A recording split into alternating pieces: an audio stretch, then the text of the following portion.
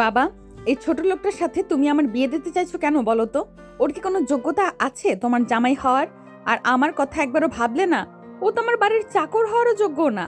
তারপরেও তুমি ওকে নিজের জামাই করার কেন এভাবে উঠে পড়ে লেগেছো? আমি কিছুতেই বুঝতে পারছি না। আমার রুচি কি এতটাই খারাপ যে ওই রাস্তার ছেলের সাথে আমার সংসার করতে হবে? দেখেছেন তো চেয়ারম্যান সাহেব, আপনার মেয়ে আমাকে কতটা ঘৃণা করে। ও তো আমাকে মানুষই মনে করছে না। তাই বলছি কি, আপনার এই জেদটা এবার ছেড়ে দিন। আপনার মেয়ে কোনো ভুল বলেনি। আমি সত্যি ওর যোগ্য নই। নিশি আমার থেকে অনেক ভালো ছেলে পাবে। শুধু শুধু আমাদের দুজনের জীবন কেন নষ্ট করছেন? দেখেছো তো বাবা, ও নিজেও বলছে যে ও আমার যোগ্য না। যেখানে আমরা দুজনেই রাজি না সেখানে এই বিয়ে দেওয়ার তো কোনো মানেই হয় না। আমি পরিষ্কার বলে দিচ্ছি বাবা, আমি এই বিয়ে কোনো দিন কোনোভাবেই করব না। ওই ছেলের সাথে এক বাড়িতে থাকা তো দূরের কথা, ওর মুখ দেখলে আমার গা জ্বলে। একদম চুপ কর তোরা। তোদের মুখ থেকে আমি আর একটা কথাও শুনতে চাই না। আমি এখন তোদের কোনো অজুহাত শোনার জন্য ডাকিনি, আর তোদের অনুমতিও আমার লাগবে না। আমি যখন বলেছি আজ তোদের বিয়ে হবে, তার মানে আজই হবে। এখানে আর কোনো কথা চলবে না। আমার সিদ্ধান্তই শেষ সিদ্ধান্ত। নিশি আর অয়ন দুজনই এখন অনেক হতাশ, কারণ তারা জানে চেয়ারম্যান একবার যা বলে সেটাই করে ছাড়ে। আমি ভেবেছিলাম তোদেরকে একটু সময় দেব, যাতে তোরা নিজেদের বুঝে নিতে পারিস। কিন্তু তোরা তো দেখছি উল্টো বেশি বুঝে যাচ্ছিস। তোদের আর কোনো সময় দেয়া যাবে না। আজ বিকেলেই কাজে আসবি, তোরা দুইজনেই রেডি থাকবি। আর শোনো, যদি কোনো চালাকি করার চেষ্টা করো, তবে আমার চেয়ে খারাপ আর কেউ হবে না।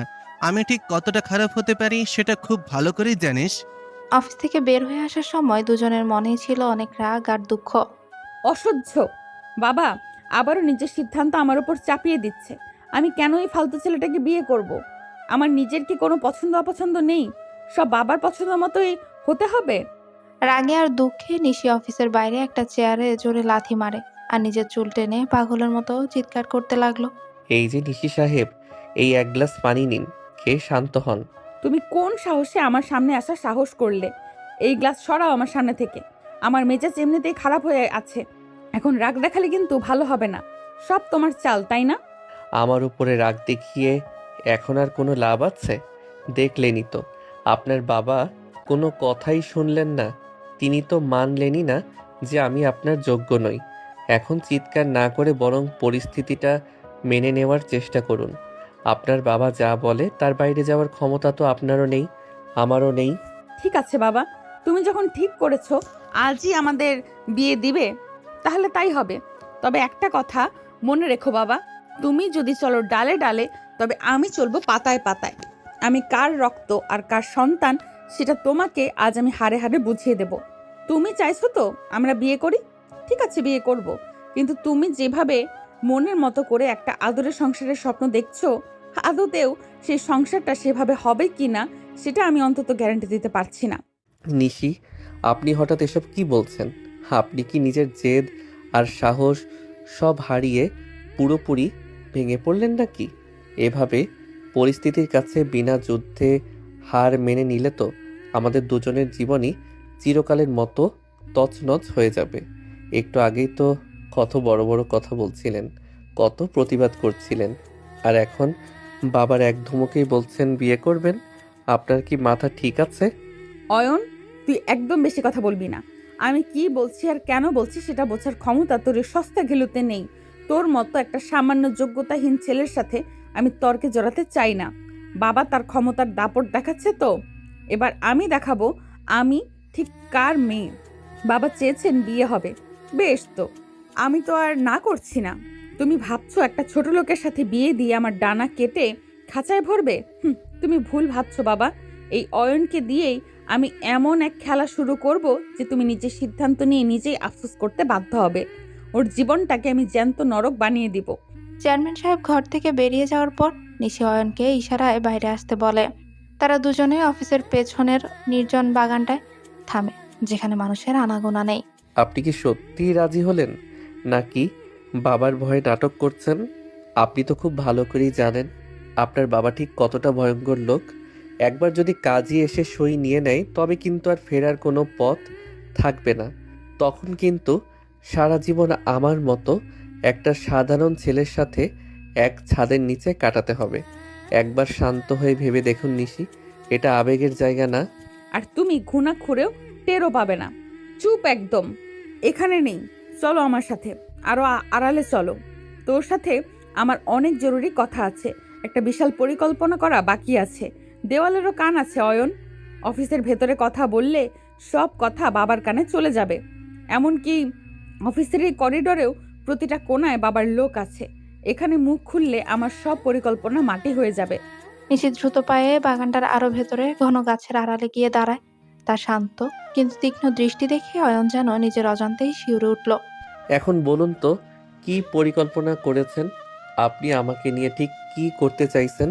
আপনার চোখের এই রহস্যময় চাহনি দেখে আমার ভেতরে খুব ভয় লাগছে। আপনার মাথায় নিশ্চয়ই কোনো শয়তানি বুদ্ধি ঘুরছে। আপনি কি পালিয়ে যাওয়ার কোনো ফন্দি করছেন? পালানো? নিশি পালানোর পাত্রী নয় অয়ন। শোন, বিয়েটা যখন হচ্ছেই তখন সেটা হতে দে। তুই শুধু মনে রাখবি এই বিয়েটা কেবল বাবার জেদ রাখার জন্য আর সমাজকে দেখানোর জন্যই হচ্ছে। তুই আমার ব্যক্তিগত জীবনে বা আমার কোনো কাজে নাক গলাবি না। তুই থাকবি তোর মতো, আমি থাকবো আমার মতো। লোকচক্ষুর সামনে আমরা স্বামী স্ত্রী হলেও আড়ালে তুই হবি আমার হুকুমের কেনা গোলাম। এই শর্তে রাজি আছিস? তোকে আমি একদমই সব বলবো না অয়ন। তুই তো স্রেফ একটা কাঠের খুঁটি। বিয়ের আসরে একবার বস, তারপর দেখবি এই নিশি তোকে দিয়ে কি কি করায়। তোর প্রতিটি দিন কাটবে সীমাহীন আতঙ্কে। তোকে আমি এমন যন্ত্রণায় রাখবো যে তুই নিজেই একদিন আমার থেকে পালানোর পথ খুঁজবি, কিন্তু খুঁজে পাবি না। আমার কথাগুলো কেমন যেন আপনার কথাগুলো কেমন যেন ধোঁয়াশা লাগছে। আপনি কি আমাকে দিয়ে কোনো খারাপ কাজ বা অপরাধ করাতে চাইছেন? দেখুন নিশি, আমি অতি সাধারণ মানুষ। আমি কোনো বড় ঝামেলায় জড়াতে চাই না। আমি তো নিজে থেকে এই বিয়ের প্রস্তাব আনিনি। আপনার বাবা আমাকে এক প্রকার বাধ্য করেছেন। ঝামেলায় তো তুই অলরেডি জড়িয়ে গেছিস যখন বাবা এই বিয়ের কথা তুলেছে। এখন তুই যদি আমার কথা মতো চলিস তবেই তোর মঙ্গল। আর যদি কোনো রকম চালাকি করার চেষ্টা করিস তবে বাবার হাত থেকে বাঁচার কোনো পথ তোর থাকবে না। আজ বিকেলে যখন বিয়ের আসরে কাজে আসবে তখন সবার সামনে হাসি মুখে সইটা করবি। বাকি সবটা আমি নিজের হাতে দেখে নেব। নিশি কটকট করে সেখান থেকে নিজের ঘরের দিকে চলে যায়। অয়ন একা সে বাগানেই দাঁড়িয়ে ঘামতে লাগলো। সে পরিষ্কার বুঝতে পারছিল সামনে এক ভয়ঙ্কর সাইক্লোন আসছে, যা তার পুরো জীবনটাকে উল্টে পাল্টা করে দেবে। বিকেল গড়াতে চেয়ারম্যানের বিশাল বাড়ির উঠোনে বিয়ের আসর জমে ওঠে। চারিদিকে আলোকসজ্জা আর মানুষের ভিড় থাকলেও একটা থমথমে নীরবতা যেন চারদিক জেঁকে বসে আছে। গ্রামের মানুষ আসছে খাচ্ছে, কিন্তু নিশি আর অয়নের দিকে তাকালে এক অদ্ভুত অস্বস্তি অনুভব করছে। চাচা, 1 মিনিট আপনার সাথে জরুরি কথা ছিল। আড়ালে এসে একটা কথা বলি, আপনি কি এই কাজটা সত্যিই ঠিক করছেন? এই সামান্য একটা নিচু ফ্যামিলিতে নিশিকে বিয়ে দিয়ে আপনি আমাদের বংশের মানসম্মান ধুলোয় মিশিয়ে দিচ্ছেন না তো? নিশি আপনার একমাত্র মেয়ে, তাকে একটা সাধারণ কর্মচারীর ছেলের হাতে তুলে দিতে আপনার কলিজা একটুও কাঁপল না? এলাকার মানুষ কিন্তু হাসাহাসি করবে। তুই এখনো ছোট, রাজনীতির অনেক মারপ্যাচ তুই বুঝিস না। সামনে নির্বাচন, এটা ভুলে যাস না। আর নির্বাচনে জেতার জন্য সবকিছু করা লাগে। এই বিয়েটা স্রেফ একটা বিয়ে নয়, এটা আমার ক্ষমতার নতুন একটা সিঁড়ি। এই ত্যাগের খবর যখন এলাকায় ছড়িয়ে পড়বে তখন আমার ইমেজ কোথায় গিয়ে দাঁড়াবে সেটা কি ভেবে দেখেছিস? আমি কি করছি আর কেন করছি সেটা সময় হলেই বুঝতে পারবি। আপাতত মুখ বন্ধ রাখ আর মেহমানদের দেখাশোনা কর। নিশির বাবা আসরের মাঝখানে গিয়ে বুক ফুলিয়ে দাঁড়ান। চারদিকে গ্রামের গণ্যমান্য মানুষ আর সাধারণ ভোটারদের ভিড়। কাজী সাহেব কলম এগিয়ে দিলেন অয়ন আর নিশির দিকে। নিশি এক মুহূর্ত অয়নের দিকে বিষাক্ত চোখে তাকিয়ে সই করে দেয়। বিয়ের আনুষ্ঠানিকতা শেষ হতে চেয়ারম্যান সাহেব হাত উঁচিয়ে জনগণের উদ্দেশ্যে ভাষণ দিতে শুরু করেন। ভাই ও বন্ধুরা আমার, আজ আপনারা সাক্ষী থাকলেন। আমি মুখে যা বলি কাজেও তাই করি। আমি সবসময় বলি আমার কাছে ছোট বড় ধনী গরিবের কোনো ভেদাভেদ নেই। মানুষই মানুষের আসল পরিচয়। তার প্রমাণ দিতে আমি আমার কলেজের টুকরা একমাত্র মেয়ে নিশিকে সামান্য একজন কর্মচারীর ছেলের সাথে বিয়ে দিতে 2 বার ভাবলাম না। কারণ আমি চাই এই গ্রামে সাম্য আসুক। আপনারা যেন বুঝতে পারেন আপনাদের চেয়ারম্যানই আপনাদেরই একজন। উপস্থিত সাধারণ মানুষ চেয়ারম্যানের এই নাটকীয় মুহূর্ত দেখে হাততালি ফেতে ফেটে পড়ে। তারা ভাবলো চেয়ারম্যান কত দয়ালু, কিন্তু আসরের এক কোণায় দাঁড়িয়ে নিশি তখন রাগে নিজের ঠোঁট কামড়াচ্ছে। বাবা নিজের ভোটের জন্য আমাকে দাবার গুটি বানালে? এই লোকগুলো দেখানোর জন্য আমার জীবনটা এই লোকগুলোকে দেখানোর জন্য আমার জীবনটা এই আপদটার সাথে বেঁধে দিলে? ঠিক আছে, তোমার চাল তুমি চেলেছো, এবার আমি আমার চাল চালবো। এই অয়নকে তুমি যার ছেলে হিসেবে পরিচয় দিলে, তাকে দিয়েই আমি তোমার এই সাজানো নাটক তছনছ করে দিব। তুমি যদি ডালে ডালে চলো বাবা, তবে আমি কিন্তু পাতায় পাতায় চলতে জানি। নিশি আপনার বাবার অভিনয় দেখলেন? মানুষগুলো তো ওনাকে দেবদূত মনে করছে, কিন্তু আমার খুব ভয় লাগছে। এই সইটা করার পর থেকে মনে হচ্ছে আমি নিজের মরণ পরোয়ানায় সই করেছি। আপনি এখন কি করবেন? আপনি কি সত্যি আমাকে মেনে নেবেন, নাকি অন্য কোনো মতলব আছে আপনার মাথায়? তুই কি পাগল হয়েছিস অয়ন? এখানে এসব কথা বলার সাহস পাস কি করে? চুপচাপ থাক, লোকে যেন মনে করে তুই এই বিয়েতে খুব খুশি। আর শোন, বাবার এই দয়ার নাটক বেশিক্ষণ টিকবে না। বাসর ঘরে চল, সেখানে তোর জন্য আসল উপহার অপেক্ষা করছে। তুই ভাবছিস চেয়ারম্যানের জামাই হয়ে রাজপ্রাসাদে আছিস? ভুল ভাবছিস। আজ থেকে তুই আমার ব্যক্তিগত নরকে পা রাখলি। বিয়ের সব হট্টগোল শেষ করে নিশি আর অয়ন এখন বাসর ঘরে। বাইরে এখনো দু একজন মেহমানের গলার আওয়াজ পাওয়া যাচ্ছে, কিন্তু এই সাজানো ঘরের ভেতরে এক কবরের মতো নীরবতা। অয়ন দরজার কাছে জড়সড় হয়ে দাঁড়িয়ে আছে, আর নিশি বিছানায় বসে রাগে ফুঁসছে। ওখানে মূর্তির মতো দাঁড়িয়ে আছিস কেন? দরজাটা ভালো করে আটকে দিয়ে এদিকে আয়। তোকে তো অনেক আগেই বলেছি, এটা কোনো বাসর ঘর নয়, এটা তোর জন্য একটা বন্দিশালা। তুই কি ভেবেছিস তোর গলায় ফুলের মালা পড়েছে বলে তুই এই বাড়ির জামাই হয়ে রাজভোগ খাবি? ভুল ভাবছিস অয়ন, একদম ভুল ভাবছিস। নিশি, আপনি দয়া করে শান্ত হন। আমি জানি আপনি এই বিয়েতে খুশি নন। বিশ্বাস করুন, আমিও খুশি হতে পারছি না। আপনার বাবা আমাকে জোর করে এই অবস্থায় ফেলেছেন। আমি চাইলে পালিয়ে যেতে পারতাম না, ওনার লোক আমাকে ঘিরে রেখেছিল। আমি তো আপনার কোনো ক্ষতি করিনি, তবে আমাকে কেন এভাবে শাস্তি দিচ্ছেন? তুই ক্ষতি করিসনি, তুই যে আমার সামনে দাঁড়িয়ে আছিস এটাই আমার জন্য সবচেয়ে বড় ক্ষতি। আমার মতো একটা মেয়ের পাশে তোর মতো একটা রাস্তার ছেলেকে লোকে কল্পনা করে ভাবলে আমার ঘৃণায় গা রিরি করে। শোন, বাবা তোকে জামাই আদর করতে পারে, কিন্তু আমি তোকে চাকরের অধম করে রাখবো। ওই দেখ, আলমারির উপরে একটা পাতলা চাদর আছে, ওটা দিয়ে নিচের মেঝের এক কোনায় গিয়ে শো। আজ থেকে এই মেঝেটাই তোর বিছানা। নিশি, আমি কি সত্যি আপনার সাথে কোনো খারাপ ব্যবহার করেছি? আপনার বাবা যদি সকালে এসে দেখে আমি নিচে শুয়ে আছি, তবে উনি আমাকে আস্ত রাখবেন না। আপনি কি চান উনি আমাকে মেরে ফেলুন? আপনি অন্তত মানুষের মতো ব্যবহার করুন আমার সাথে। আমি কোনো অন্যায় করিনি। আমার বাবার নাম নিয়ে আমাকে ভয় দেখাবি না। তুই ভাবছিস বাবার কাছে বিচার দিয়ে বেঁচে যাবি? তুই যদি বাবাকে একটা শব্দও বলিস, তবে তোর কপালে কি আছে তা তুই কল্পনাও করতে পারবি না। বাসরাতে স্বামী স্ত্রীর মাঝে কি হয় সেটা তো বাবা দেখতে আসবে না। যা বলছি তাই কর, চাদরটা মেঝেতে পাত আর ওখানে চুপচাপ পড়ে থাক। আর শোন, আমার এই সাজানো বিছানায় বসার বা ছোঁয়ার চেষ্টা করবি না একদম। অয়ন অসহায় চোখে নিশির দিকে তাকিয়ে রয়, তার চোখে তখন জল টলমল করছে। সে আলমারির উপর থেকে চাদরটা পেরে মেঝের শক্ত জায়গায় বিছালো। তার পুরো শরীর অপমানে কাঁপছে। কি হলো? মেঝেতে শুতে খুব কষ্ট হচ্ছে? বড় ঘরের বড় বিছানায় শোয়ার স্বপ্ন ছিল বুঝি? তোর মতো ছেলেদের স্বপ্নগুলো এইভাবে ধুলোয় মিশিয়ে দিতে আমার খুব ভালো লাগে। তুই তো ভাবছিলি চেয়ারম্যানের মেয়েকে বিয়ে করে রাতারাতি বড়লোক হয়ে যাবে। সেই সুযোগ আমি তোকে দেব না। কাল সকাল থেকে তোকে দিয়ে আমি আমার ঘরের সব কাজ করাবো। কাজের লোকেরাও তোকে দেখে হাসবে। নিশি, আপনি নিজেকে অনেক বড় মনে করেন, তাই না? টাকা আর ক্ষমতা থাকলে মানুষ কি অন্যকে মানুষ মনে করে না? আপনি আজ আমাকে অপমান করছেন ঠিকই, কিন্তু মনে রাখবেন, সব দিন সমান যায় না। আমি নিরুপায় বলে আজ আপনার সব অত্যাচার সহ্য করছি, কিন্তু একদিন হয়তো আপনাকেও ওই চোখের জল ফেলতে হবে। মুখ সামলে কথা বলবি অয়ন। আমার সামনে বড় বড় নীতির কথা বলার সাহস পাস কি করে? তোর মতো একটা লোকের মুখে জ্ঞান শুনতে আমি রাজি না। যা এখন লাইটটা বন্ধ করে ঘুমানোর চেষ্টা কর, আর কাল ভোরেই সবাই ওঠার আগেই উঠে যাবি। কেউ যেন না বোঝে তুই মেঝেতে শুয়েছিস। বাবার সামনে তুই হবি আমার আদর্শ স্বামী, আর আমার সামনে আমার কেনা গোলাম। মনে থাকবে তো? অয়ন আর কোনো উত্তর দিল না। সে লাইটটা বন্ধ করে অন্ধকারের মধ্যে মেঝেতে শুয়ে পড়ে।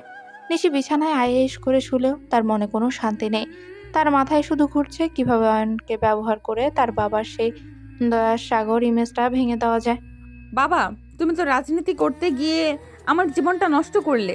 এবার দেখো আমি কি করি। এই অয়নকে দিয়েই আমি আমার সব মান সম্মান মাটির সাথে মিশিয়ে দেব।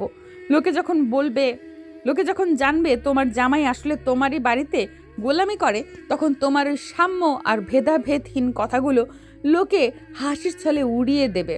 খেলা মাত্র শুরু হলো বাবা। নিশি, আপনি কি ঘুমিয়েছেন? আমার খুব পানির পিপাসা পেয়েছে। আমি কি এক গ্লাস পানি খেতে পারি? পানির জগটা ওই টেবিলের ওপর রাখা আছে, নিজে গিয়ে খেয়ে নে। আর শোন, আমাকে যেন বারবার ডাকতে না হয়। আমার ঘুমের ব্যাঘাত ঘটালে কিন্তু তোকে এক্ষুনি ঘর থেকে বের করে দেব। মনে রাখবি, এই ঘরে থাকার অধিকার তোকে আমি দয়া করে দিয়েছি। অয়ন অন্ধকারে হাতড়ে পানির জগটা খুঁজে নেয়। এক গ্লাস পানি খেয়ে সে আবার মেঝেতে ফিরে এলো। তার মনে হলো আজ থেকে তার জন্য প্রতিটি মুহূর্ত এক একটা পাহাড়ের মতো ভারী হয়ে যাবে। বাসরাতের গুমট অন্ধকার কাটিয়ে সকালের আলো ফুটতে না ফুটতে দরজায় কড়া নাড়ার শব্দে অয়নের তন্দ্রা ছুটে যায়। মেঝের শক্ত বিছানায় শুয়ে সারা রাত তার শরীরে প্রচন্ড ব্যথা হয়ে গেছে। দরজার উপাস থেকে নিশির চাচাতো বোন আয়েশার চড়া গলা শোনা যাচ্ছে। ও নিশি আপা, ও দুলাভাই, বেলা তো অনেক হলো, এবার অন্তত দরজাটা খোলেন। সবাই নিচে আপনাদের জন্য অপেক্ষা করছে। নাস্তা রেডি। আব্বা তো বারবার জিজ্ঞেস করছে দুলাভাইয়ের ঘুম ভাঙলো কিনা। এত বেলা পর্যন্ত ঘুমালে চলে? জলদি উঠেন আপা। নিশি, শুনছেন? আয়েশা ডাকছে, তাড়াতাড়ি উঠুন। কেউ যদি এই অবস্থায় আমাদের দেখে ফেলে তবে কিন্তু তুল কালাম হয়ে যাবে। আপনার বাবা জানলে আমার আর আস্ত থাকা হবে না। দয়া করে মেঝে থেকে চাদরটা তুলে ফেলুন। আপনি কি বুঝতে পারছেন পরিস্থিতি কতটা জটিল হতে পারে? তুই কি জন্মগতভাবেই একটু বেশি ভীতু অয়ন? আয়েশা ডাকছে তাতে আমার কি? ও ডাকতে ডাকতে ক্লান্ত হয়ে ফিরে যাবে। আমি আমার ঘুমের ব্যাঘাত একদম পছন্দ করি না। আর কেউ দেখলে দেখুক, আমার তাতে কিচ্ছু যায় আসে না। আমি তো আর কাউকে ভয় পেয়ে এই সিদ্ধান্ত নেইনি।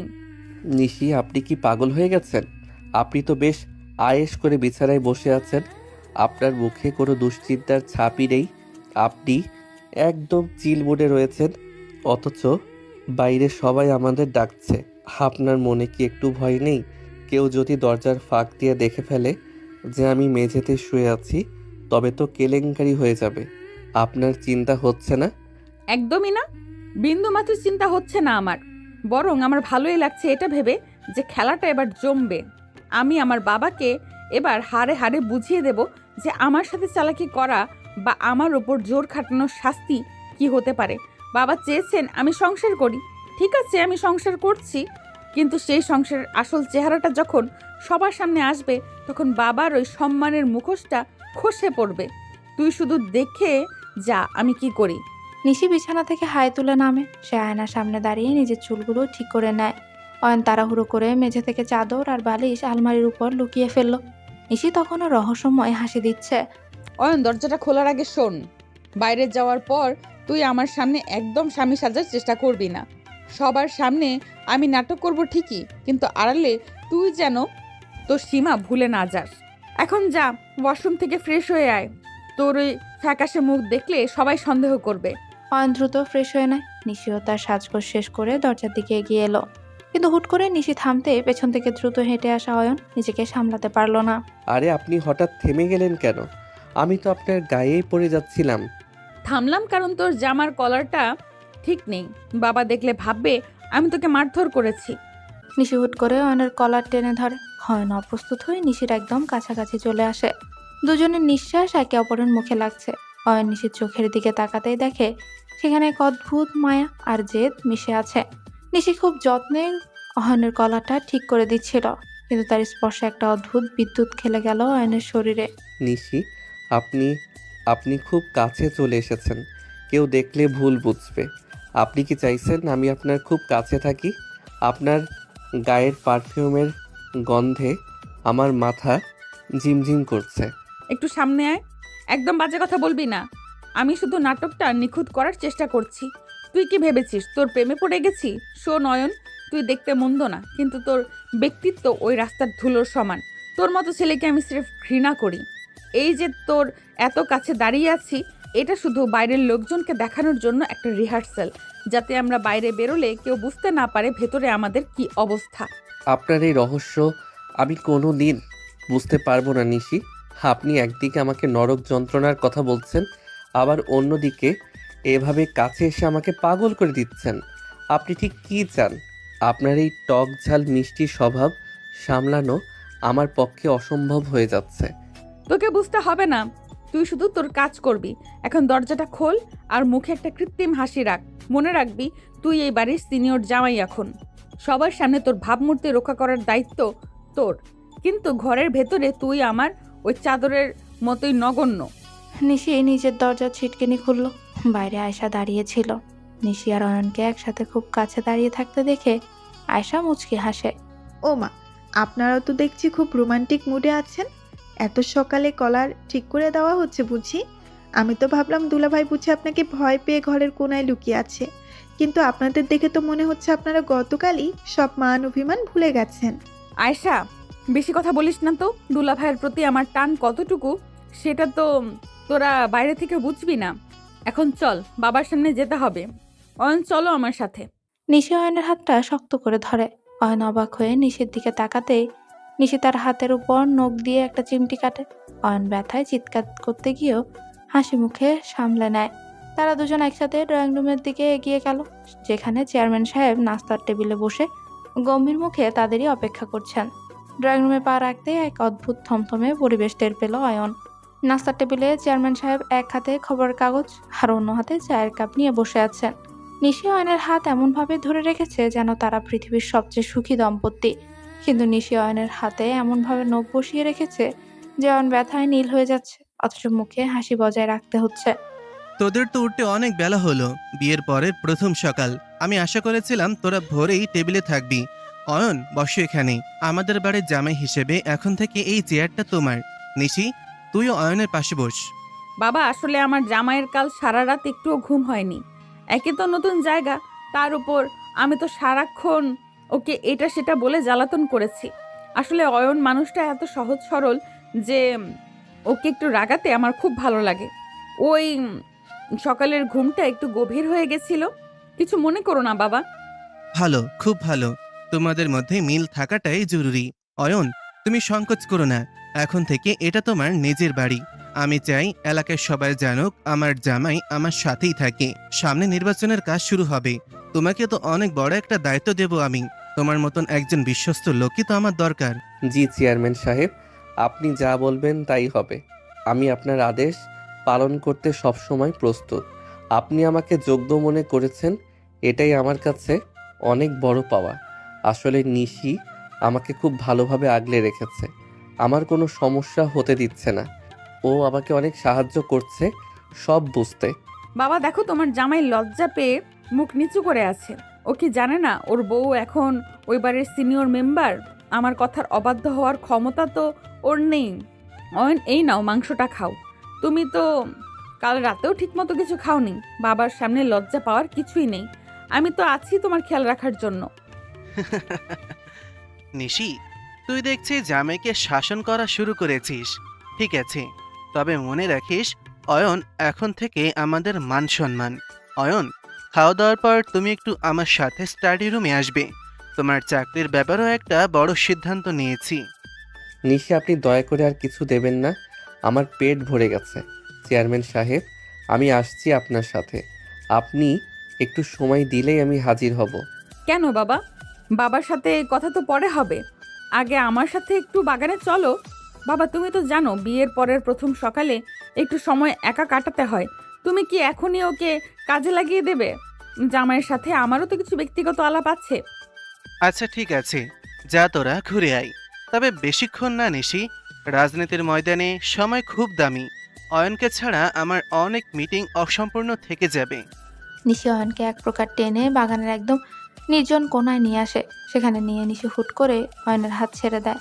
অয়ন তখনও বুঝে উঠতে পারছিল না নিশি এখন কি করবে। কিরে অয়ন, খুব তো পিরিত দেখাচ্ছিস বাবার সামনে। জি চেয়ারম্যান সাহেব, আপনি যা বলবেন তাই হবে। একদম পাঁচাটা গোলামের মতো কথা বলছিলি কেন? তুই কি ভেবেছিস বাবার ওই স্টাডি রুমে গেলেই তুই অনেক বড় কেউ হয়ে যাবি? নিশি, আপনি কেন বুঝতে চাইছেন না যে আমি নিজের জীবন বাঁচাতে আপনার বাবার কথা শুনছি? উনি যদি সন্দেহ করেন আমাদের মাঝে সব কিছু ঠিক নেই, তবে উনি আমাকে আস্ত রাখবেন না। আপনি কি চান আমি লাশ হয়ে এই বাড়ি থেকে বের হই? আপনি নাস্তার টেবিলে আমার সাথে ওভাবে নাটক না করলে কি হতো না? নাটক আমি করেছি যাতে বাবা নিশ্চিত হয়, কিন্তু তুই যেটা করছিস সেটা চাটুকারিতা। শোন অয়ন, বাবা তোকে চাকরির লোভ দেখিয়ে রাজনীতিতে নামাবে। তুই যদি বাবার কোনো অবৈধ কাজে সাহায্য করিস তবে আমি তোকে জেল খাটাবো। তোর দায়িত্ব হবে বাবা কি কি প্ল্যান করছে সেগুলো আমাকে বলা, আর যদি সেটা না করিস তবে বাসর রাতে ওই মেঝের বিছানাটাও তুই হারাবি। আপনি আপনার বাবার বিরুদ্ধে আমাকে গুপ্তচর হিসেবে ব্যবহার করতে চাইছেন। উনি আপনার বাবা নিশি। আপনি নিজের বাবার ক্ষতি কিভাবে চাইতে পারেন? আমি এই ঝামেলার মাঝে থাকতে চাই না। আমাকে দয়া করে মুক্তি দিন। মুক্তি তোকে কেউ দেবে না। তুই এখন আগুনের মাঝে আছিস। একদিকে বাবার রাজনীতি আর অন্যদিকে আমার জেদ। তুই যদি বাবার পক্ষে থাকিস তবে আমি তোকে ধ্বংস করব, আর যদি আমার হয়ে কাজ করিস তবে হয়তো তোর এই প্রাণটা আমি দয়া করে ভিক্ষা দেব। চিন্তা করে দেখ তুই কোন দিকে যাবি। অয়ন বাকরুদ্ধ হয়ে দাঁড়িয়ে রইল। তার মনে হলো সে এক গোলক ধাঁধায় আটকে পড়েছে। অয়ন বাকরুদ্ধ হয়ে দাঁড়িয়ে রইল।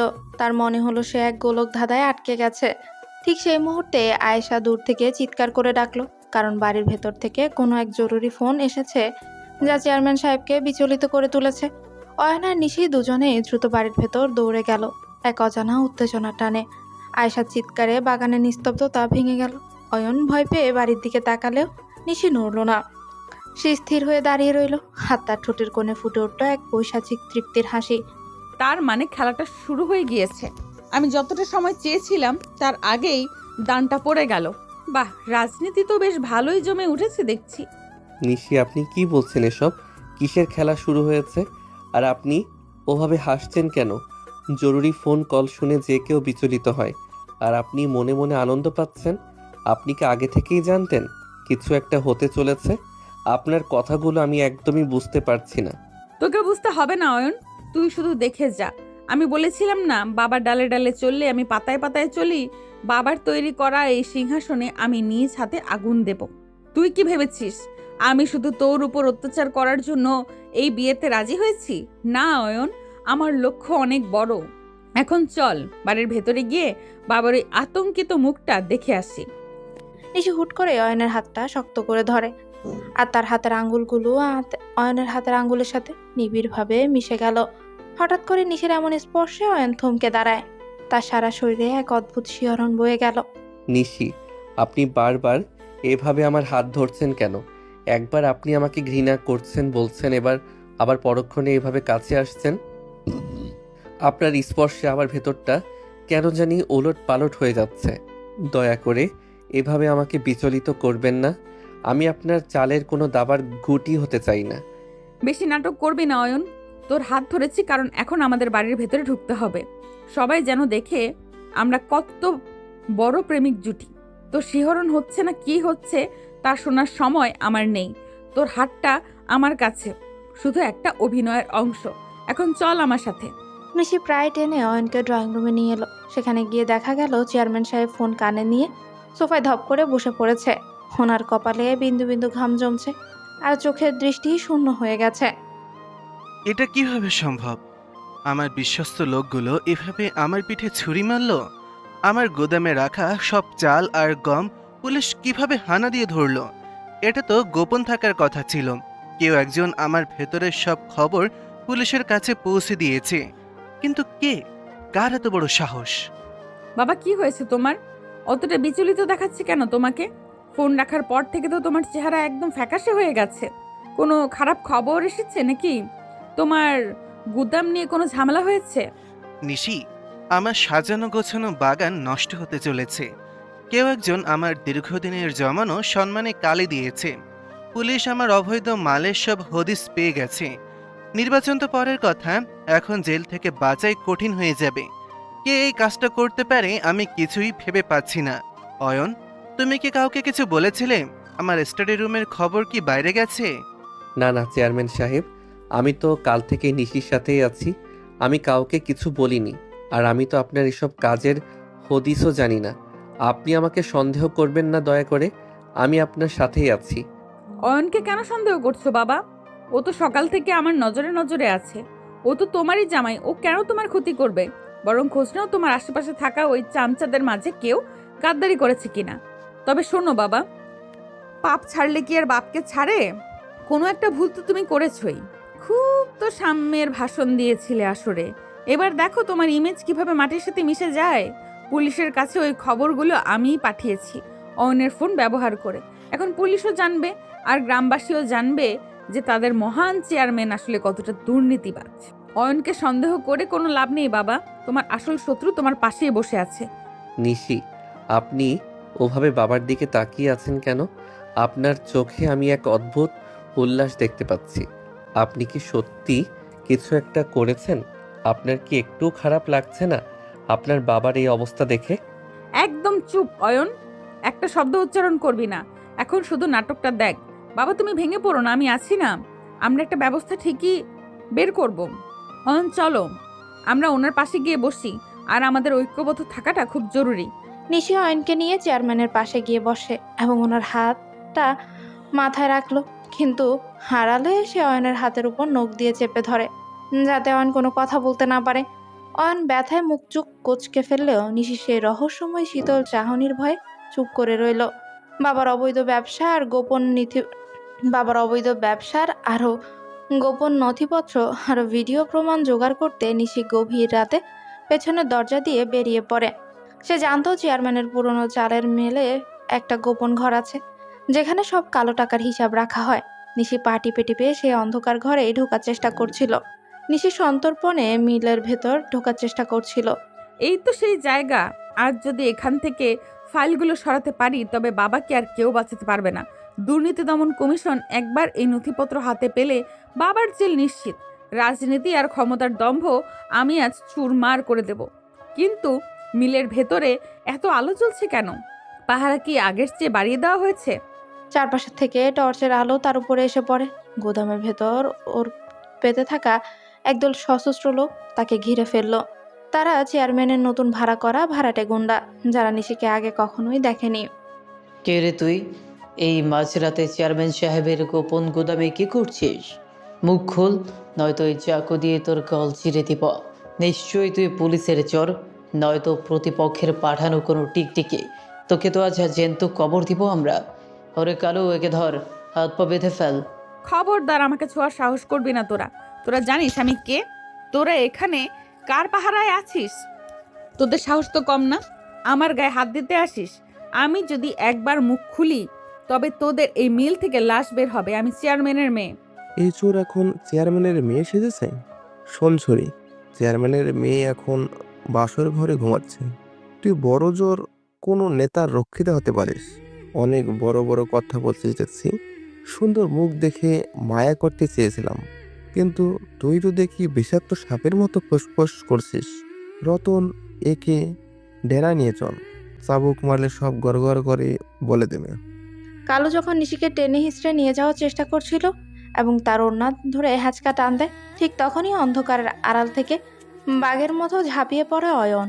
নিশিকে বাঁচাতে সে নিজের জীবনের পরোয়া না করে সামনে এসে দাঁড়ায়। হাত ছাড় ওর। ওর গায়ে হাত দেওয়ার আগে তোদের আমার লাশের উপর দিয়ে যেতে হবে। তোরা জানিস না তোরা কার গায়ে হাত দিয়েছিস? আমি থাকতে কেউ ওর একটা চুলও স্পর্শ করতে পারবি না। রতন, কালু, তোরা যদি বাঁচতে চাস তবে এখনই সরে দাঁড়া। অয়ন, আপনি এখানে কি করে এলেন? আমি তো আপনাকে ঘরে ঘুমন্ত অবস্থায় রেখে এসেছিলাম। আপনি কেন নিজের জীবন বিপন্ন করতে আসলেন? এরা খুনি অয়ন, এরা আপনাকে মেরে ফেলবে। আপনি এখান থেকে পালিয়ে যান। আমি আপনাকে একা ফেলে কোথাও যাব না নিশি। আপনি আমাকে ঘৃণা করেন, গোলাম মনে করেন, কিন্তু আপনি আমার স্ত্রী। আপনাকে রক্ষা করা আমার দায়িত্ব। এই কুলাঙ্গাররা আপনাকে চিনতে পারছে না, কিন্তু আমি তো পারছি। সাহস থাকলে আমার সামনে আয়। মুহূর্তের মধ্যে সেখানে এক রক্তক্ষয়ী সংঘর্ষ শুরু হয়ে গেল। অয়ন একা 4-5 জন সশস্ত্র গুন্ডার সাথে লড়তে লাগলো। অয়ন মার্শাল আর্ট জানতো না, কিন্তু তার ভেতরে ছিল অসীম সাহস। সে গুদামের কোনায় থাকা একটা লোহার রড তুলে রতন আর কালুর উপর ঝাঁপিয়ে পড়ে। আয়, কে আগে মরতে চাস এগিয়ে আয়। তোদের এই অবৈধ কারবার আর গুন্ডামি আমি আজ শেষ করে দেব। নিশি, আপনি পালান। আপনি এই সুযোগে মিলের পেছনের গেট দিয়ে বেরিয়ে যান। আমি এদের সামলাচ্ছি। লড়াই চালাকালীন কালু পেছন থেকে অয়নের পিঠে চাকুর আঘাত করলো। যন্ত্রণায় অয়ন চিৎকার করে উঠল। সে দমে গেল না। রক্তে তার পিঠ ভিজে গেলেও সে কালুর হাত মুচড়ে চাকুটা কেড়ে নেয় এবং পাল্টা আঘাত করে তাকে মাটিতে ফেলে দেয়। অয়নের সাহসিকতা দেখে রতন কিছুটা হকচকিয়ে গেল। অয়ন, আপনার শরীর থেকে রক্ত পড়ছে। আপনি দয়া করে আর লড়বেন না। আমি এই ফাইলগুলো চাই না, আমি আপনাকে হারাতে চাই না অয়ন। আপনি কেন আমার জন্য এত রক্ত ঝরাচ্ছেন? আমি তো আপনার সাথে কোনো ভালো ব্যবহার করিনি। নিশি চুপ করে থাকুন। আমি এখনো মরে যাইনি। আপনি যতক্ষণ না নিরাপদ হচ্ছেন ততক্ষণ আমার শরীরে প্রাণ থাকবে। রতন আর কে আছিস আয়, তোদের সবকটাকে আজ আমি জমের দুয়ারে পাঠাবো। অয়নের প্রচণ্ড মারমুখী রূপ দেখে এবং গুদামের অন্য পাশ দিয়ে পুলিশের গাড়ির সাইরেন শোনা যেতেই রতন আর তার সঙ্গীরা নিশিকে ছেড়ে পালিয়ে যায়। অয়ন রক্তাক্ত অবস্থায় হাঁপাতে হাঁপাতে নিশির সামনে ধপ করে বসে পড়ে। তার সারা শরীর ঘাম আর রক্তে একাকার হয়ে গেছে। অয়ন, আপনি এত বড় ঝুঁকি কেন নিলেন? আমি তো আপনাকে সবসময় ঘৃণা করেছি, আপনাকে অপমান করেছি, তাও কেন আপনি আমাকে বাঁচাতে নিজের এই অবস্থা করলেন? আপনার এই রক্ত দেখে আমার বুক ফেটে যাচ্ছে। কথা বলুন অয়ন, চুপ করে থাকবেন না। নিশি, আপনি তো ভালো আছেন। আপনি সুস্থ থাকলেই আমার শান্তি। আমি আপনাকে বাঁচাতে পেরেছি, এটাই আমার বড় পাওয়া। আমি হয়তো আপনার যোগ্য স্বামী হতে পারিনি, কিন্তু আপনার শত্রু হতে চাইনি কোনো দিন। আপনার এই চোখের জল, এটা আমার কষ্টের চেয়েও বেশি দামি। নিশি কান্নায় ভেঙে পড়ে এবং অয়নের রক্তাক্ত মাথাটা নিজের কোলের উপর তুলে নেয়। অয়নের নিঃস্বার্থ সাহসিকতা নিশির মনের ভেতর থাকা দীর্ঘদিনের ঘৃণা বরফকে এক নিমিষে গলিয়ে দিল। অন্ধকার মেলের মেঝেতে তখন এক নতুন আবেগের জন্ম হচ্ছিল। নিশি আর অয়ন যখন রক্তাক্ত অবস্থায় টলতে টলতে বাড়ির প্রধান ফটকে এসে পৌঁছায়, তখন রাত প্রায় শেষ হয়ে আসছে। নিশি খুব সাবধানে অয়নকে ধরে ভেতরে ঢুকানোর চেষ্টা করছিল, কিন্তু ড্রয়িং রুমের আলো জ্বলতে দেখে তারা দুজনেই থমকে দাঁড়ায়। সামনে চেয়ারম্যান সাহেব গম্ভীর মুখে সোফায় বসে আছেন। তার দৃষ্টি যেন বাঘের মতো শিকার খুঁজছে। এত রাতে তোরা বাইরে কি করছিলি? আর অয়নের এই অবস্থা কেন? ও সাদা জামাটা রক্তে লাল হয়ে গেছে কেন? নিশি, তোর ওড়নাটা ছিঁড়েছে কিভাবে? আমার তো মনে হচ্ছে তোরা বাড়িতে ছিলি না। সত্যি করে বল, তোরা কোথায় গিয়েছিলি? আর এই চোট কিভাবে লাগলো? বাবা, তুমি এখনো জেগে আছো? আসলে মাঝরাতে তোমার জামাইয়ের খুব আইসক্রিম খাওয়ার ইচ্ছে ছিল, তাই আমরা বাইক নিয়ে একটু হাইওয়ের দিকে গিয়েছিলাম। ফেরার পথে হঠাৎ একটা কুকুর সামনে চলে আসায় অয়ন ব্রেক কষেছিল। অমনি বাইকটা স্লিপ করে আমরা ঝোপের মধ্যে পড়ে যাই। অয়ন আমাকে বাঁচাতে গিয়ে বেশি আঘাত পেয়েছে। জি চেয়ারম্যান সাহেব, নিশি একদম ঠিক বলছে। আমি বাইকটা সামলাতে পারিনি। রাস্তার পাশে কিছু বড় পাথর পড়েছিল, আমি ঠিক সেই পাথরের উপরেই পিঠ দিয়ে পড়েছি, তাই পিঠে একটু বেশি চোট লেগেছে। আপনি চিন্তা করবেন না, আমরা একটু ওষুধ লাগিয়ে নিলেই ঠিক হয়ে যাবে। আপনি বরং এখন ঘুমাতে যান। Bike accident? কিন্তু তোর চোট দেখে তো মনে হচ্ছে কেউ তোকে ধারালো কিছু দিয়ে আঘাত করেছে। নিশি, তুই কি আমার থেকে কিছু লুকাচ্ছিস? আমার গুদামে আজ রাতে হামলা হয়েছে, আর তোরা ঠিক এই সময় বাইরে চোট পেয়ে ফিরলি। এটা ঠিক কাকতালীয়, নাকি এর পেছনে অন্য কোনো রহস্য আছে? বাবা, তুমি কি আমাদের এখন জেরা করবে নাকি তোমার জামাইয়ের চিকিৎসার ব্যবস্থা করবে? পাথর অনেক সময় ধারের মতো হয়, ওইটাতে ওর পিঠ কেটে গেছে। তুমি মিছিমিছি আমাদের সন্দেহ করছো। আমাদের এখন ঘরে যেতে দাও। অয়ন যন্ত্রণায় দাঁড়িয়ে থাকতে পারছে না। চলো অয়ন, আমি তোমাকে ধরে নিয়ে যাচ্ছি। চেয়ারম্যান সাহেব অবিশ্বাসের দৃষ্টিতে কিছুক্ষণ তাকিয়ে রইলেন, কিন্তু নিশির জেদ দেখে আর কথা বাড়ালেন না। নিশি অয়নকে এক প্রকার আগলে ধরে ঘরে নিয়ে এলো এবং ভেতর থেকে দরজা আটকে দেয়। দরজায় পিঠ দিয়ে নিশি লম্বা একটা নিঃশ্বাস ছাড়ে। তার বুকের ভেতরটা তখনও ভয়ে দুরু দুরু করছে। নিশি, আপনার বাবা কিন্তু আপনার বাবা কিন্তু সহজে বিশ্বাস করেননি। উনি আজ না হোক কাল ঠিকই সত্যটা জেনে যাবেন। আপনার উচিত হয়নি এভাবে ঝুঁকি নেওয়া। এখন দেখুন, আমার জন্য আপনাকেও মিথ্যা বলতে হচ্ছে। আপনার হাত কাঁপছে কেন? আপনি কি এখনো ভয় পাচ্ছেন? চুপ করো অয়ন, এখন বেশি কথা না বলে বিছানার উপর হয়ে শও। তোমার পিঠের অবস্থা খুব খারাপ। আমি এখনই ফার্স্ট এড বক্স নিয়ে আসছি। আর শোনো, তুমি যদি আজ আমাকে ওই গুন্ডাদের হাত থেকে না বাঁচাতে, তবে আজ হয়তো আমার অস্তিত্বই থাকতো না। তো এখন দয়া করে একটু স্থির থাকো। নিশি পরম মমতায় অয়নের পিঠের রক্ত পরিষ্কার করতে লাগলো। অয়ন যন্ত্রণায় কুকিয়ে উঠে। নিশি তার কপালে হাত রেখে সান্ত্বনা দিচ্ছে।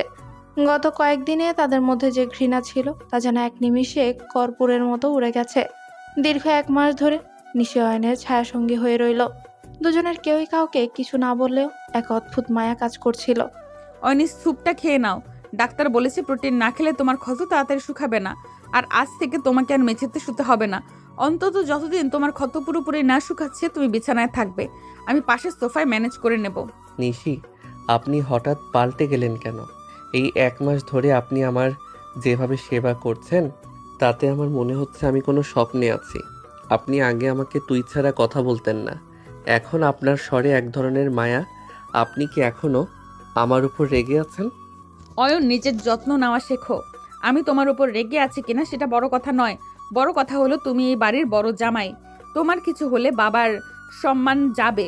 আর শোনো, ওই রাতের ঘটনার পর থেকে আমি বুঝতে পারছি যে তোমাকে আমি যতটা ঘৃণা করেছিলাম তুমি আদতেও তা নও।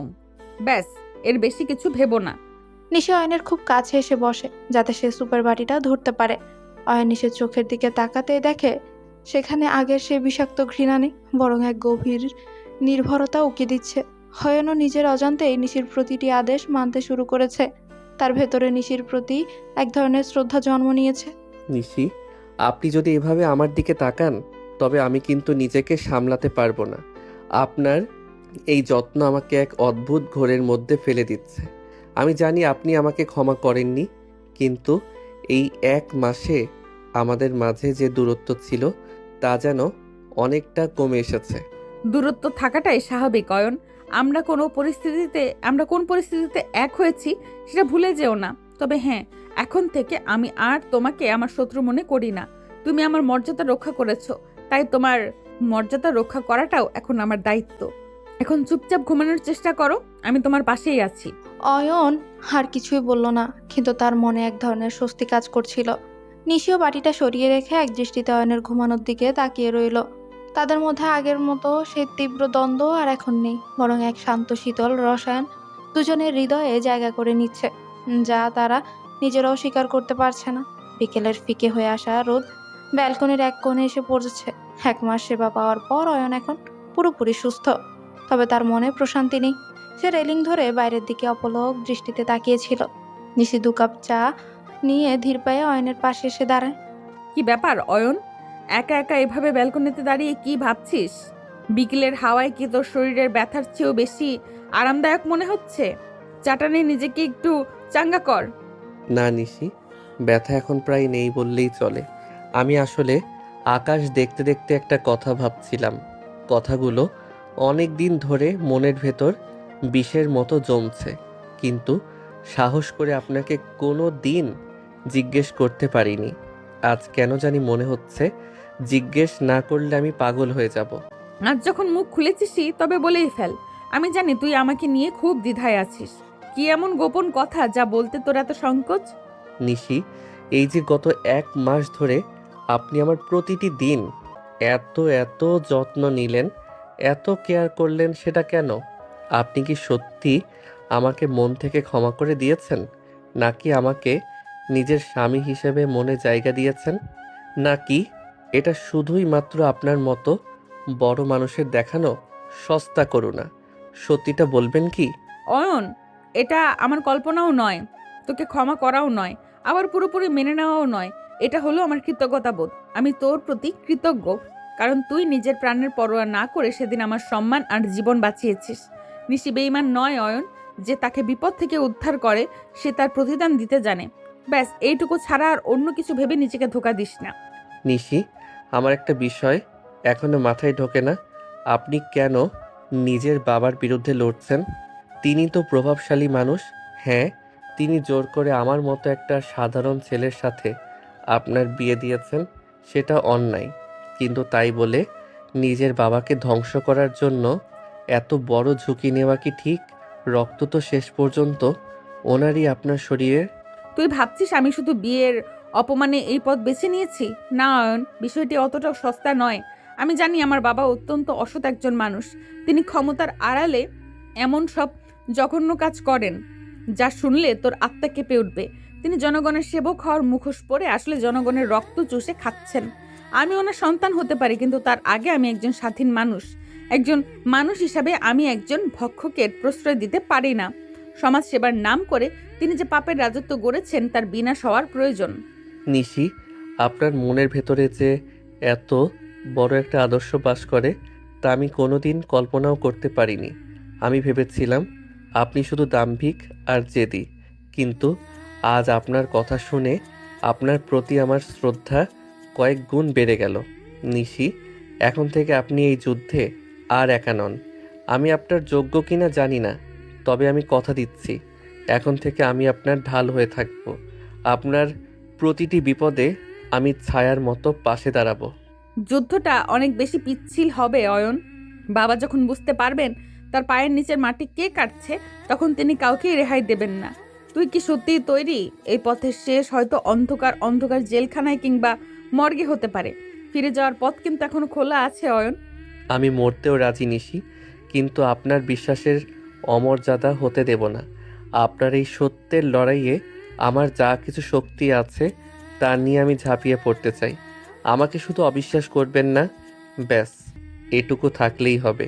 নিশি অয়নের চোখের দিকে তাকিয়ে এক ধরনের নিশ্চয়তা খুঁজে পেল। তাদের মধ্যে এক নতুন শক্তির জন্ম হলো। কিন্তু ঠিক সেই মুহূর্তে আয়েশা হন্তদন্ত হয়ে ব্যালকনিতে এলো। তার মুখ ফ্যাকাশে আর সারা শরীর থরথর করে কাঁপছে। নিশি আপা, দুলাভাই, সর্বনাশ হয়ে গেছে। নিশি আপা, তুমি যে লাল ডায়েরিটা তোমার আলমারিতে গোপন জায়গায় লুকিয়ে রেখেছিলে সেটা ওখানে নেই। আমি দেখলাম বড় আপা তোমার ঘর থেকে একটা ডায়েরি নিয়ে নিজের স্টাডি রুমে ঢুকলেন আর দরজা ভেতর থেকে নক করে দিলেন। ওনার মুখটা খুব ভয়ঙ্কর দেখাচ্ছিল, মনে হচ্ছিল এইমাত্র কাউকে খুন করবে।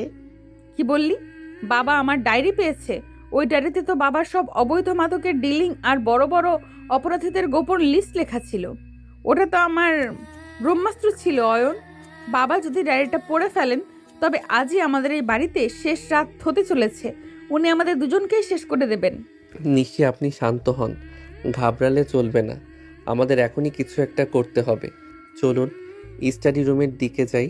আয়েশা, তুই নিচে গিয়ে দেখ বড় আব্বার বিশ্বস্ত বডিগার্ড কালু আর রতন কোথায়। তারা যেন ঘরের আশেপাশে না আসতে পারে। নিশি আর অয়ন দ্রুত সিঁড়ি দিয়ে নিচে নামতে লাগে। নিশির নিঃশ্বাস দ্রুত হচ্ছে আর অয়নের চোখের দৃষ্টি তীক্ষ্ণ। ঠিক তখনই নিচতলে স্টাডি রুমের ভেতর থেকে একটা গুলির বিকট শব্দ শোনা গেল। নিশি আর অয়ন পাথরের মতো সিঁড়ির মাঝখানে থমকে দাঁড়িয়ে পড়ে। গুলি? স্টাডি রুমের ভেতরে তো আপনার বাবা ছাড়ার কেউ নেই। তবে কি উনি নিজের ওপরই কিছু করলেন, নাকি ভেতরে অন্য কেউ ঢুকেছে? নিশি, আপনি এখানে দাঁড়ান, আমি দেখে আসছি। না অয়ন, আমাকে একা রাখবেন না। বাবা যা শুরু করেছেন তা হয়তো আমার কল্পনার বাইরে। গুলির শব্দ মানেই বড় কোনো রক্তপাত। আমাদের ভেতরে যেতেই হবে। ওই ডায়েরিটা বাবার হাতে পড়া মানেই আমরা এখন ওনার কাছে সবচেয়ে বড় অপরাধী। অয়ন আর নিশি স্টাডি রুমের দরজার সামনে গিয়ে পৌঁছায়। দরজা ভেতর থেকে আটকানো, কিন্তু ফ্লোর দিয়ে এক ধারা রক্ত গড়িয়ে বাইরে আসছে। পুরো বাড়িটা এক গভীর আর পৈশাচিক নীরবতায় ডুবে গেল। অয়ন কাঁধ দিয়ে দরজাটা জোরে ধাক্কা দিতে একটা বিভীষিকাময় দৃশ্য তাদের সামনে ফুটে উঠল। স্টাডি রুমের ভারী দরজাটা অয়নের প্রচণ্ড ধাক্কায় এক ঝটকায় খুলে গেল। কিন্তু ঘরের ভেতরে ঢুকতেই যে দৃশ্যটা তাদের চোখে পড়ে তাতে অয়ন আর নিশি দুজনেই কয়েক মুহূর্তের জন্য পাথর হয়ে গেল। সারা ঘরে বই আর নথিপত্র অগোছালো হয়ে ছড়িয়ে ছিটিয়ে আছে, আর সিলিং ফ্যানটা গো গো শব্দে ঘুরছে। বাবা এ কি অবস্থা তোমার? অয়ন দেখো, ফ্লোরে এত রক্ত কেন? বাবা ওভাবে জানলার পাশে পড়ে আছেন কেন? আর ওই লাল ডায়েরিটা কোথায়? আমি তো কোথাও ডায়েরিটা দেখতে পাচ্ছি না। অয়ন, আমার খুব ভয় লাগছে। মনে হচ্ছে কেউ আগে থেকেই ওখানে ওত পেতেছিল। নিশি, আপনি সামনে যাবেন না। ঘরের ভেতরে অন্য কেউ থাকতে পারে। জানালার কাঁচটা ভাঙা দেখা যাচ্ছে, তার মানে গুলি যে চালিয়েছে সে জানালা দিয়েই পালিয়েছে। কিন্তু আপনার বাবা, ওনার অবস্থা তো খুব খারাপ মনে হচ্ছে। ওনার বুক দিয়ে অঝরে রক্ত বের হচ্ছে। নিশি, আপনি আয়েশাকে ডাকুন জলদি। আমি আয়েশাকে ডাকতে পারছি না অয়ন, আমার পা নড়ছে না। দেখো, বাবার হাতের কাছে একটা রিভলভার পড়ে আছে। বাবা তো আত্মহত্যা করার মতো মানুষ নন। তিনি লড়তে জানেন, মরতে জানেন না। তার মানে কেউ ওনাকে খুব কাছ থেকে গুলি করেছে। কিন্তু এই ডায়েরিটা, যে ডায়েরির জন্য এই সব হলো, সেই ডায়েরিটাই উঠাও। অয়ন, ডায়েরিটা কি তবে আততীয় নিয়ে গেছে? নিশি, শান্ত হন। চেয়ারম্যান সাহেব এখনো বেঁচে আছেন। ওনার নিঃশ্বাস খুব ধীর হয়ে গেছে। আমাদের ওনাকে হাসপাতালে নিতে হবে। কিন্তু এই ডায়েরি চুরির রহস্যটা আমাকে ভাবাচ্ছে। যদি খুনি ডায়েরিটা নিয়ে গিয়ে থাকে, তবে সে জানে আপনার বাবা কি কি অপরাধ করেছেন। সে হয়তো এই তথ্যগুলো ব্ল্যাকমেইল করার জন্য ব্যবহার করবে। নিশি পাগলের মতো সারা ঘরে ডায়েরিটা খুঁজতে লাগলো। ড্রয়ার, আলমারি, এমনকি টেবিলের নিচ পর্যন্ত দেখলো সে। ঠিক সেই সময় জানলার পর্দাটা একটু নড়ে উঠল, যেন কেউ পর্দার আড়ালে দাঁড়িয়ে দাঁড়িয়ে দেখছে। অয়ন সতর্ক হয়ে সেদিকে এগিয়ে গেল। কে ওখানে? পর্দার আড়ালে কে লুকিয়ে আছিস? বাইরে আয়, নয়তো আমি গুলি চালাতে বাধ্য হব। নিশি, আপনি সাবধানে থাকুন। এই ঘরের ভেতরেই কেউ একজন এখনো আছে। আমি স্পষ্ট ছায়া দেখতে পাচ্ছি। আততায়ী নিয়ে গেছে। অয়ন সাবধান, ওড়না দিয়ে বাবার রক্ত বন্ধ করার চেষ্টা করছি আমি। আপনি ওদিকে একা যাবেন না। যদি ওর কাছে অস্ত্র থাকে, এই বাড়ির বাইরের কেউ ঢোকা অসম্ভব। তার মানে বাড়ির ভেতরের কেউ এই কাজটা করেছে। রতন আর কালু কোথায়? তারা কি পাহারা দিচ্ছিল না? রতন, তুই এখানে? তোর হাতেও কি রক্ত লেগে আছে? তুই কি চেয়ারম্যান সাহেবকে গুলি করেছিস? আর ওই লাল ডায়েরিটা তোর পেছনের পকেটে কেন? সত্যি করে বল, তুই কার হয়ে কাজ করছিস? কার নির্দেশে তুই নিজের মালিকের উপর হাত তুললি? দুলাভাই, আমাকে ভুল বুঝবেন না। আমি চেয়ারম্যান সাহেবকে মারতে চাইনি, কিন্তু উনি যখন এই ডায়েরিটা পড়লেন তখন ওনার পাগলামি চরমে উঠেছিল। উনি নিশি আপাকে মারার জন্য রিভলভার বের করেছিলেন। আমি শুধু আপাকে বাঁচাতে গিয়ে ওনার সাথে ধস্তাধস্তি করছিলাম, আর ঠিক তখনই গুলিটা চলে গেল। এই ডায়েরিটাই সব নষ্টের মূল। মিথ্যা কথা। রতন, তুই কত টাকা খেয়েছিস প্রতিপক্ষের কাছ থেকে? তুই ভাবছিস আমি তোকে বিশ্বাস করব? তুই ডায়েরিটা সরিয়েছিস কারণ তুই চাস না বাবার অপরাধের প্রমাণ আমার হাতে থাকুক। অয়ন, ওর হাত থেকে ডায়েরিটা কেড়ে নিন। ওটা আমাদের এই যুদ্ধের একমাত্র অস্ত্র। রতন, ডায়েরিটা দিয়ে দে। তুই যদি নিশিকে বাঁচাতে চাইতিস তবে গুলিটা ওনার বুকে লাগতো না। তুই পরিকল্পিতভাবে কাজটা করেছিস। জানালা ভাঙা দেখে আমি ভেবেছিলাম কেউ বাইরে থেকে এসেছে, কিন্তু তুই তো ঘরের ভেতর থেকেই জানালা ভেঙে নাটক সাজিয়েছিস। বল, তোকে কে পাঠিয়েছে? দুলাভাই, আপনি অনেক চালাক, কিন্তু রাজনীতিতে চালাকি দিয়ে সব হয় না। চেয়ারম্যান সাহেব তার নিচের মেয়েকে সন্দেহ করছিলেন, আর আমি শুধু সেই সন্দেহটাকেই কাজে লাগিয়েছি। এখন ডায়েরিটাও আমার কাছে, আর চেয়ারম্যানের জীবনটাও শুধুই ঝুলছে। আপনারা যদি পুলিশকে খবর দেন তবে নিশি আপার নামে খুনের মামলা দিয়ে দিব, কারণ বন্দুকটা ওনার ঘরের। রতন ডায়েরিটা নিয়ে জানলার দিকে এক লাফে সরে গেল। অয়ন তাকে ধরার চেষ্টা করতে রতন পকেট থেকে একটা ছোট্ট ধোঁয়া তৈরি বোমা ছুঁড়ে মারে। পুরো ঘর মুহূর্তেই ঘন কালো ধোঁয়ায় অন্ধকার হয়ে গেল। নিশি আর অয়ন কাশির চোটে চোখে কিছুই দেখতে পাচ্ছিল না। অয়ন, অয়ন কোথায় আপনি? রতন পালিয়ে যাচ্ছে, ওকে ধরুন।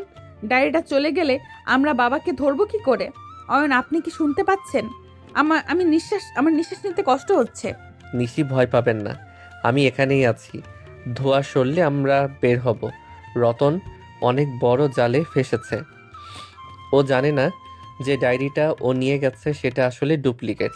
আসল নথিপত্রগুলো আমি কাল রাতেই সরিয়ে অন্য জায়গায় রেখেছিলাম। নিশি, আপনার উপর বাবার সন্দেহ হচ্ছিল বলেই আমি এই চালটা চেলেছিলাম। তার মানে আপনি সব জানতেন? আপনি ডুপ্লিকেট ডায়েরি বানিয়ে রেখেছিলেন? অয়ন, আপনি এতটা দূরদর্শী হবেন আমি ভাবিনি। কিন্তু বাবার এই অবস্থা দেখে আমার এখন খুব কষ্ট হচ্ছে। অপরাধী হলেও তো তিনি আমার জন্মদাতা। অয়ন, আমাদের তাড়াতাড়ি ওনাকে হাসপাতালে নিতে হবে। এই রহস্যের সমাধান পরে হবে। চলুন নিশি, তবে মনে রাখবেন খেলাটা এখন আর শুধু আপনার বাবার বিরুদ্ধে নেই। এখন আমাদের লড়াই করতে হবে সেই অদৃশ্য শক্তির বিরুদ্ধে, যারা রতনের মতো মানুষদের লেলিয়ে দিচ্ছে। আমাদের খুব সতর্ক হতে হবে। বাড়ির বাইরে এখন প্রতিটি ছায়া আমাদের শত্রু হতে পারে। অয়ন চেয়ারম্যানকে পাজাকোলা করে তুলে নিল, আর নিশি দরজার দিকে দৌড়ালো। বাইরে থেকে পুলিশের সাইরেনের শব্দ শোনা যাচ্ছে, কিন্তু প্রশ্ন হলো পুলিশকে খবর দিল কে? রতন নাকি অন্য কেউ? এক গভীর আর রক্ত ভেজা রহস্যের আবর্তে পড়ে গেল নিশি আর অয়ন। চেয়ারম্যান সাহেবকে হাসপাতালে আইসিইউতে ভর্তি করা হয়েছে। বাইরে করা পুলিশ পাহারা। নিশি আর অয়ন হাসপাতালের করিডোরের এক কোণে দাঁড়িয়ে আছে। চারিদিকে নিস্তব্ধতা, শুধু আইসিইউর যন্ত্রপাতির একঘেয়ে শব্দ শোনা যাচ্ছে। নিশির চোখে জল আর অয়নের চোখে অসীম দুশ্চিন্তা। অয়ন, এত কিছুর পর আমি নিজেকে খুব অপরাধী মনে করছি। বাবার বিরুদ্ধে প্রমাণ জোগাড় করতে চেয়েছিলাম ঠিকই, কিন্তু ওনাকে মৃত্যুর মুখে ঠেলে দিতে চাইনি। রতন যে এতটা ভয়ঙ্কর হতে পারে আমি ভাবতেও পারিনি। এখন যদি বাবার কিছু হয়ে যায় আমি নিজেকে কোনোদিন ক্ষমা করতে পারবো না রে। নিশি, আপনি নিজেকে এভাবে ভেঙে ফেলবেন না। আপনি যেটা করেছেন সেটা অন্যায়ের বিরুদ্ধে লড়াই ছিল। অপরাধী যেই হোক তাকে শাস্তি পেতেই হয়। আর চেয়ারম্যান সাহেব শক্ত মানুষ, তিনি ঠিকই ফিরে আসবেন। এখন আমাদের শক্ত থাকতে হবে, কারণ রতন বা তার পেছনে থাকা মানুষগুলো এখনো বাইরে ঘুরে বেড়াচ্ছে। তুই বারবার আমার বিপদে ঢাল হয়ে দাঁড়াচ্ছিস কেন অয়ন? আমি তো তোর সাথে কোনোদিন ভালো ব্যবহার করিনি। তোকে ছোট লোক বলেছি, অপমান করেছি, বাসর রাতে মেঝেতে শুতে বাধ্য করেছি, তাও কেন তুই আমার জন্য এত কিছু করছিস? তোর মনে কি আমার প্রতি একটুও ঘৃণা নেই? আমাকে কি তোর এক মুহূর্তের জন্য স্বার্থপর মনে হয় না? ঘৃণা করার মতো সময় এখন আর নেই নিশি।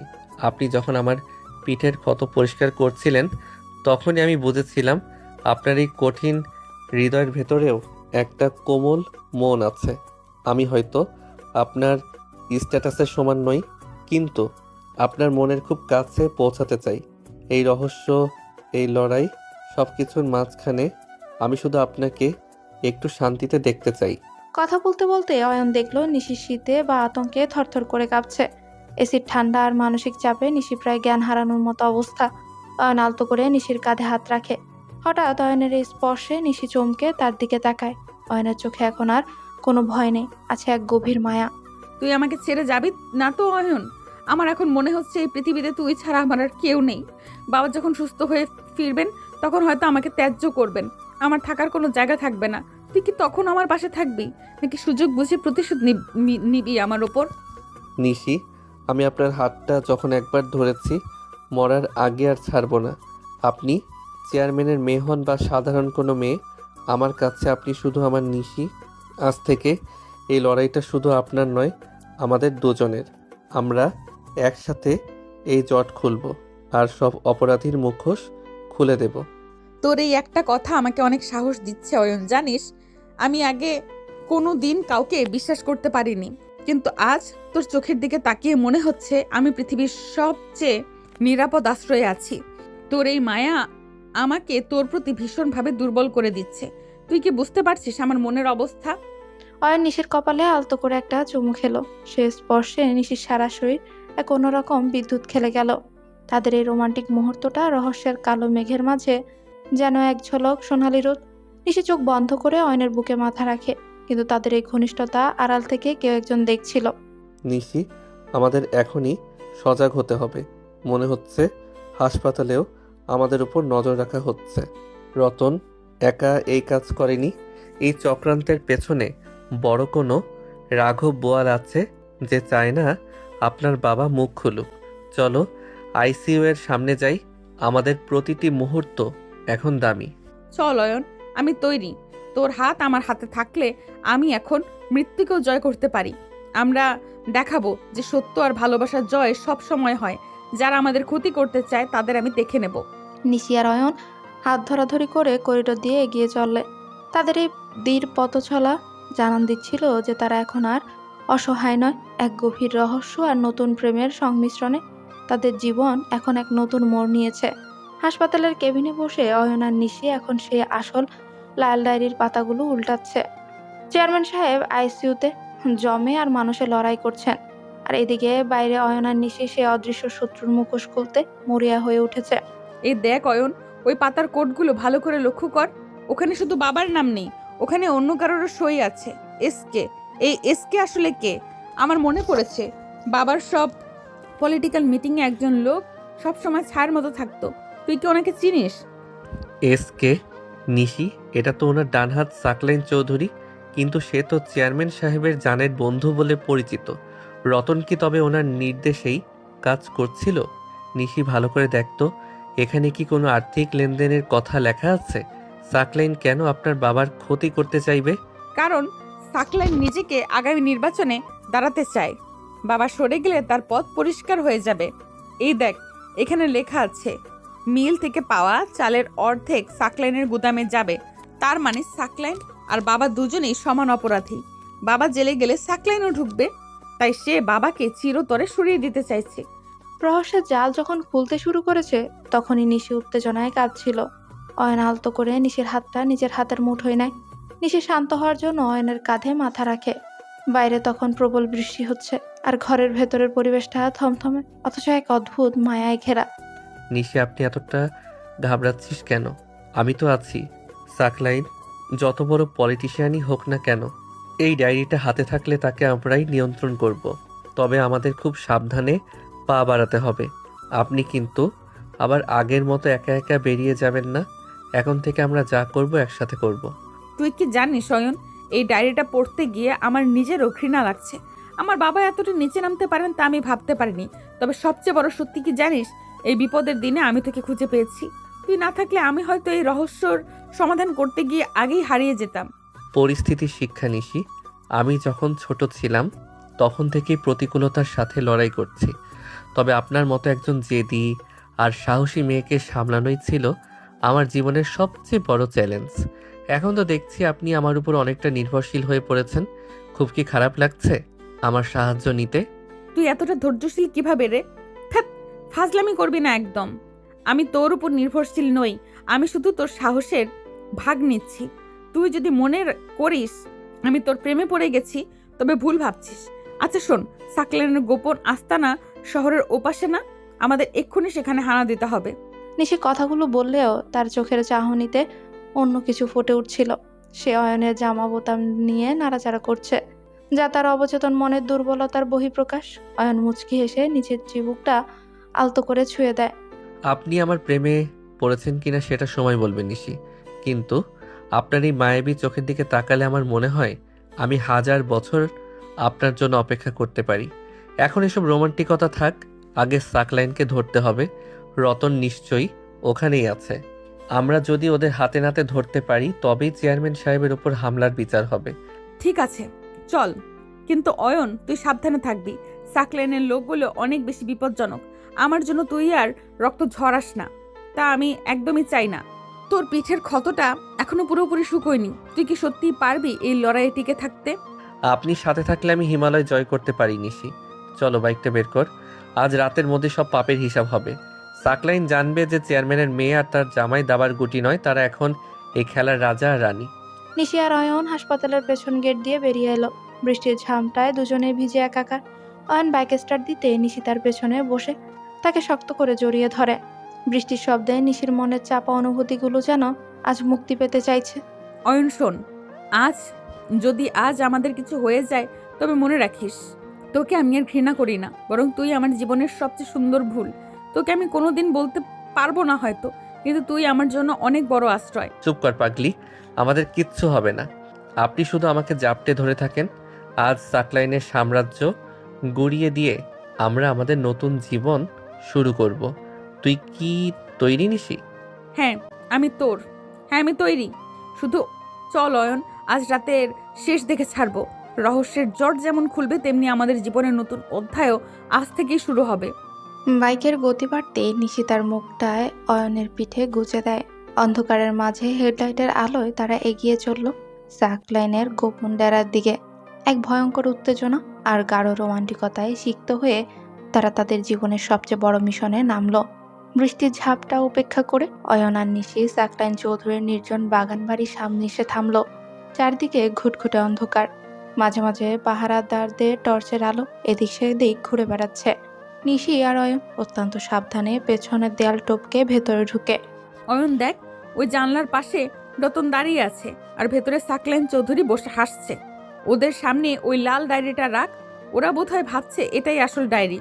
তুই কি তৈরি রে? আমার হাতটা কেন জানি খুব কাঁপছে।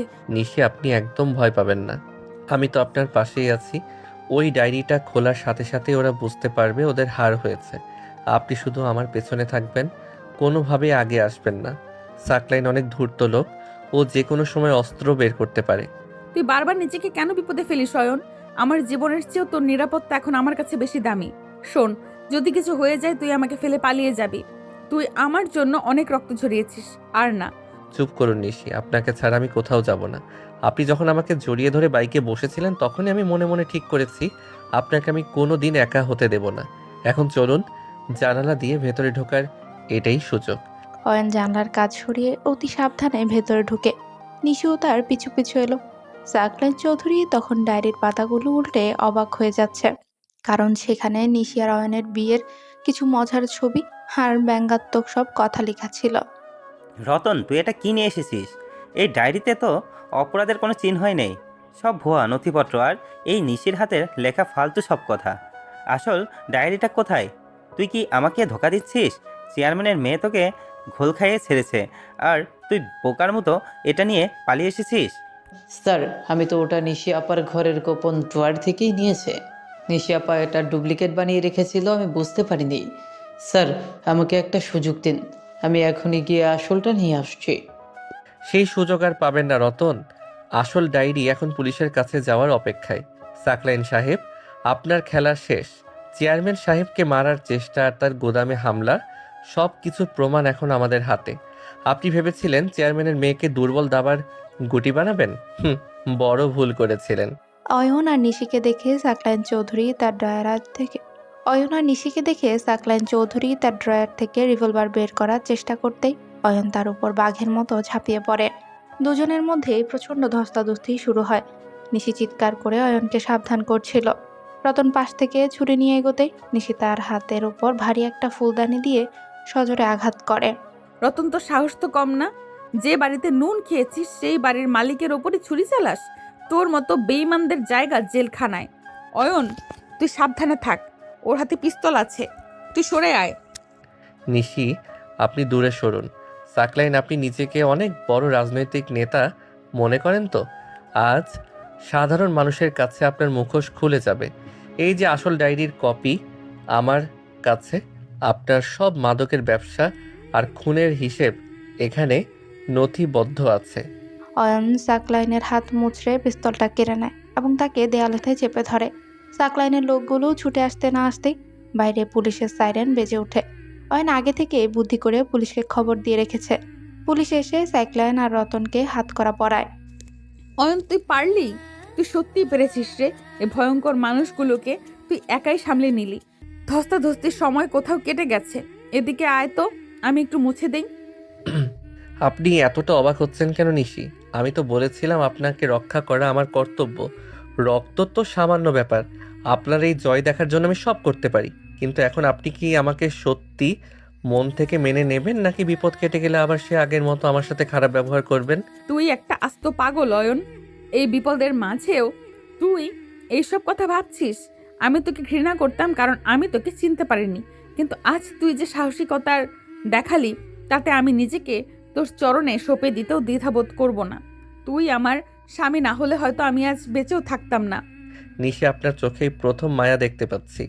এই মায়ার জন্যই তো আমি এত অপমান আর কষ্ট সহ্য করলাম। শুনুন, আপনার বাবা এখন হাসপাতালে সুস্থ হয়ে উঠবেন। আমরা ওনাকে সব বলবো। উনি হয়তো আমাদের সম্পর্কটা এবার সুন্দর করে মেনে নেবেন। মেনে না নিয়ে ওনার উপায় নেই। আমি যে তোর মায়ায় পড়ে গেছি অয়ন, সেটা তো এখন পুরো দুনিয়া জেনে যাবে। তুই আমার সিনিয়র বউ হওয়ার শখ মিটিয়ে আজ আমার হৃদয়ের রাজা হয়ে গেছিস। অয়ন আলতো করে নিশির কপালে নিজের মাথা ছোঁয়। বৃষ্টির শীতল হাওয়ায় তাদের চারপাশের পরিবেশটা এখন আর উত্তপ্ত নয়, বরং এক শান্ত রোমান্টিকতায় ভরে উঠল। নিশি অয়নের হাতটা শক্ত করে ধরল, যা সে আর কোনো দিন ছাড়বে না। কয়েকদিন হাসপাতালে জমে মানুষের লড়াই করার পর চেয়ারম্যান সাহেব এখন অনেকটাই সুস্থ। জ্ঞান ফেরার পর তিনি খবর শুনেছেন সাকলাইন আর রতন এখন জেলে। অয়ন আর নিশি এখন ওনার কেবিনেই দাঁড়িয়ে আছে। চেয়ারম্যানের চোখে আজ এক অদ্ভুত বিষণ্ণতা আর অনুশোচনা। অয়ন, তুমি এদিকে আসো। বাবা, আমার খুব লজ্জা লাগছে তোমার সামনে মুখ তুলে তাকাতে। আমি তোমাকে শুধু একজন কর্মচারী ছেলে ভেবেছিলাম তোমাকে ভয় দেখিয়ে বা টাকা দিয়ে আমার হাতের পুতুল বানিয়ে রাখবো। কিন্তু আজ সাকলাইনের ওই ডেরে থেকে তুমি যেভাবে আমার মেয়েকে আর আমার সম্মানকে বাঁচালে, তাতে আমার চোখ খুলে গেছে। তুমি আমার যোগ্য জামাই নও, বরং আমি তোমার মতন একজন সৎ ছেলে শ্বশুর হওয়ার যোগ্য নই। আমাকে কি তুমি মাফ করতে পারবে? ছি চেয়ারম্যান সাহেব, আপনি ওভাবে বলবেন না। আপনি মুরব্বী মানুষ, আমার বাবার সমান। আমি তো কেবল আমার দায়িত্ব পালন করেছি। আপনি সুস্থ হয়ে ফিরে এসেছেন, এটাই আমাদের কাছে সবচেয়ে বড় পাওনা। আপনি ক্ষমা চাইলে আমি অনেক ছোট হয়ে যাব। আমি শুধু চাই আপনি চিরকাল আমাদের পাশে এভাবেই ছায়া হয়ে থাকুন। তবে একটা অনুরোধ আছে, এখন থেকে সব অন্যায়ের পথ ছেড়ে দিন। আমি কথা দিচ্ছি বাবা, আমি জনগণের সাথে অনেক বেইমানি করেছি। সাকলাইনের সাথে মিলে যে কালো টাকার কারবার করেছি তা আজ থেকে শেষ। আমি রাজনীতি করব ঠিকই, কিন্তু এবার শুধু মানুষের সেবা করার জন্য। নিশি, মা আমার, তুই ঠিকই বলেছিলি। আমি ক্ষমতার মোহে অন্ধ হয়ে গিয়েছিলাম। তোকে একটা সাধারণ ছেলের সাথে বিয়ে দিয়ে আমি তোকে ছোট করতে চেয়েছিলাম, কিন্তু আজ বুঝলাম আমি তোকে জীবনের সবচেয়ে বড় সম্পদ উপহার দিয়েছি। তুই অয়নকে পেয়েছিস, এটাই তোর ভাগ্য। বাবা, আমি তোমাকে অনেক ঘৃণা করতাম তোমার এই অসৎ কাজের জন্য, কিন্তু আজ যখন তুমি নিজের ভুল বুঝতে পেরেছো তখন আমার সব রাগ জল হয়ে গেছে। আমি তোমাকে ক্ষমা করে দিয়েছি। আর অয়ন, ও তো শুধু অয়ন নয়, ও আমার প্রাণ। ওকে ছোট ভেবে তুমি আমার সাথে বিয়ে দিয়েছিলে ঠিকই, কিন্তু আজ ওই আমাদের পরিবারের মাথা হয়ে দাঁড়িয়েছে। আমি আর কোনোদিন ওর অসম্মান হতে দেব না। চেয়ারম্যান সাহেব অয়ন আর নিশির হাত এক করে দিলেন। ওনার চোখের কোণে আনন্দ আর মুক্তির জল দেখা মিলল। হাসপাতালের কেবিনটা আজ আর গুমোট নয়, বরং হাসিতে ভরে উঠল। এরপর কয়েকদিন কাটলো নিশি আর অয়নদা নিজেদের গুছিয়ে নিতে। একদিন সন্ধ্যায় তারা দুজন ছাদে বসে গল্প করছিল। নিশি, আপনার বাবা তো নিজেকে পুরোপুরি বদলে ফেলেছেন। এলাকায় ওনার নামে এখন সবাই ধন্য ধন্য করছে, কিন্তু আমার একটা চিন্তা আছে। আপনি এখন এই রাজপ্রাসাদের আরাম ছেড়ে আমার সাথে সাধারণ জীবন কাটাতে পারবেন তো? আমি তো সেই আগের অয়নই আছি। আমার তো কোনো গাড়ি বাড়ি নেই। আপনি কি সত্যি আমার মতো একটা মানুষের সাথে খুশি থাকতে পারবেন? তুই কি আবার পাগল হয়ে গেছিস অয়ন? তুই কি ভাবছিস এই 1 মাসে যা কিছু হলো তা আমি ভুলে গেছি? তুই আমার জন্য নিজের রক্ত ঝরিয়েছিস, আমার সম্মান বাঁচাতে গুন্ডাদের সাথে লড়েছিস। এসব কি টাকা দিয়ে কেনা যায়? তুই এখন আমার কাছে শুধু অয়ন নস, তুই আমার সব।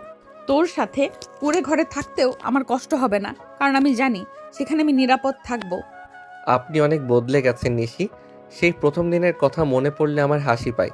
আপনি বলেছিলেন আমাকে মেঝেতে শুতে হবে, আমাকে ঘর থেকে বের করে দেবেন, আর আজ আপনি বলছেন আমার সাথে কুঁড়ে ঘরে থাকবেন। এই 1 মাসে আমাদের জীবনের মোড় যেভাবে ঘুরলো তা কোনো গল্পের চেয়ে কম নয়।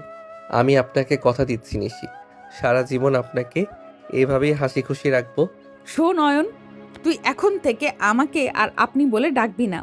তুই এখন আমার স্বামী, আমার বন্ধু। আমরা এখন থেকে সমানে সমান। আর হ্যাঁ, বাবা তোকে বড় একটা বিজনেসের দায়িত্ব দিতে চেয়েছেন, কিন্তু আমি চাই তুই নিজের যোগ্যতায় বড় কিছু করিস। আমি তো তোর সাথেই থাকবো। তুই যে আমার সিনিয়র বউ হওয়ার শখ মিটিয়ে আজ আমার জীবনের হিরো হয়ে গেলি রে। আচ্ছা বাবা, ঠিক আছে, এখন থেকে তোমাকে তুমি করে বলবো, কিন্তু তুমি যদি মাঝে মধ্যে আবার সে আগের মতো রাগ দেখাও তবে আমি কিন্তু পালাবো। তোমার ওই লাল ডায়েরির চেয়েও ভয়ঙ্কর তোমার রাগ। তবে সত্যি বলতে তোমার এই রাগটাই এখন আমার কাছে সবচেয়ে মিষ্টি লাগে। অয়ন নিশির হাতটা শক্ত করে ধরে। আকাশের চাঁদের আলোয় দুজনের মুখ উজ্জ্বল হয়ে আছে। নিশি অয়নের কাঁধে মাথা রাখে। তাদের বিয়ের শুরুটা তিক্ততা দিয়ে হলো, শেষটা হলো এক গভীর ভালোবাসার মাধ্যমে। নিশি আর অয়ন এখন আবার তারা দাবার গুটি নয়। নিশি আর এখন আর কারো দাবার গুটি নয়, তারা এখন একটা সুন্দর সাজানো বাগানের 2টি ফুল। সব ঝামেলা মিটে যাওয়ার পর নিশি আর অয়ন আজ নিজেদের ঘরে খুব শান্তিতে সময় কাটাচ্ছে। বাইরে ফুরফুরে বাতাস আর আকাশে বড় একটা চাঁদ উঠেছে। ঘরের জানলার পর্দাগুলো বাতাসে উড়ছে। নিশি আয়নার সামনে দাঁড়িয়ে নিজের শাড়িটা ঠিক করছিল। এমন সময় অয়ন পেছন থেকে এসে দাঁড়ায়। নিশি, একটা কথা জিজ্ঞেস করি? আমরা তো এখন নিজেদের অনেক কাছাকাছি চলে এসেছি, সব কিছুই নতুন করে শুরু হয়েছে, কিন্তু একটা জিনিস আমার খুব খটকা লাগে। এই যে আপনি আমাকে এখনো তুই করে বলেন, আপনি কেন আমাকে তুমি করে বলেন না? তুমি বললে শুনতে আরো বেশি ভালো লাগতো না? কেন তোকে তুই বললে তোর খুব খারাপ লাগে বুঝি? আসলে কি জানিস অয়ন, তোকে তুই বলতে আমার বেশি সহজ লাগে। মনে হয় তুই আমার অনেক আপন কেউ।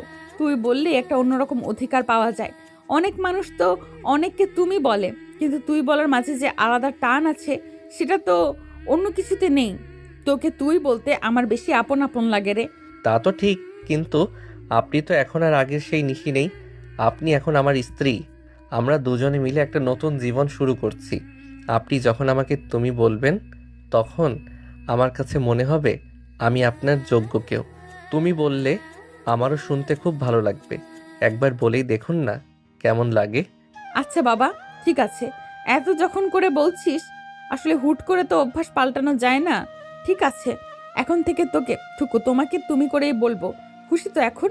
তুমি তুমি তুমি ঠিক আছে, এখন খুশি হয়েছো তো? হ্যাঁ, অনেক খুশি। এই তুমি ডাকটা আপনার মুখে শোনার জন্য আমি অনেক দিন ধরে অপেক্ষা করছিলাম। এখন মনে হচ্ছে আমাদের সম্পর্কটা আসলেই পূর্ণতা পেয়েছে। নিশি, তুমি যে আমার জীবনে এসেছো এটাই আমার সবচেয়ে বড় পাওয়া। তোমাকে আমি কোনো দিন একা হতে দেব না। অয়ন নিশির হাত দুটো নিজের হাতের মুঠোয় নেয়। নিশি আজ খুব শান্ত হয়ে অয়নের চোখের দিকে তাকিয়ে আছে। অয়ন নিশিকে আলতো করে নিজের বুকের কাছে টেনে নেয়। নিশিও কোনো বাধা দিল না, বরং পরম শান্তিতে অয়নের কাঁধে মাথা রাখল। তাদের মাঝে এক অদ্ভুত মায়া কাজ করছে আজ। তুমি আমাকে এতটা বদলে দিয়েছ অয়ন, আমি ভাবতেই পারিনি। আমি তো এক সময় নিজেকে নিয়েই ব্যস্ত থাকতাম, কিন্তু তুমি আমাকে শিখিয়েছো মানুষের পাশে থাকা আর কাউকে নিঃস্বার্থভাবে ভালোবাসা। তুমি জানো, আজ যখন তুমি আমাকে এভাবে ধরে আছো, আমার মনে হচ্ছে পৃথিবীর সব সুখ আমার কাছে চলে এসেছে। আমাকে কোনো দিন ফেলে যাবে না তো? পাগল নাকি? তোমাকে ছাড়া আমি থাকবো কিভাবে? তুমি আমার জীবনের সব। আজ থেকে আমাদের এই নতুন পথ চলা শুরু হলো। কোনো ঝগড়া নেই, কোনো মান অভিমান নেই, শুধু আমরা দুজন আর আমাদের এই ছোট্ট পৃথিবী। তোমাকে আমি সারা জীবন এভাবেই আগলে রাখবো নিশি। তুমি শুধু আমার পাশে থেকো। আমি কথা দিচ্ছি অয়ন, এখন থেকে আমি শুধু তোমার। তুমি যেভাবে চাইবে সেভাবেই হবে। আমরা দুজন মিলে সব বাধা পার করে দেব। তুমি তো আমার হিরো। আমার সিনিয়র বউ হওয়ার শখ তো তুমি অনেক আগেই মিটিয়ে দিয়েছো। এখন আমি শুধু তোমার আদরে বউ হয়ে থাকতে চাই। অনেক ভালোবাসি তোমাকে। আমিও তোমাকে অনেক ভালোবাসি নিশি। তোমার এই হাসিটা যেন সব সময় থাকে। অয়ন নিশির কপালে মায়ার সাথে একটা চুমু খেলো। নিশি অয়নকে আরো শক্ত করে জড়িয়ে ধরলো। জানলার ওপাশে আকাশের চাঁদ যেন তাদের এই ভালোবাসার সাক্ষী হয়ে রইল। এক কঠিন লড়াই আর রহস্যের পর তারা দুজনে এক সুন্দর আর শান্তিময় জীবনের পথে যাত্রা শুরু করলো।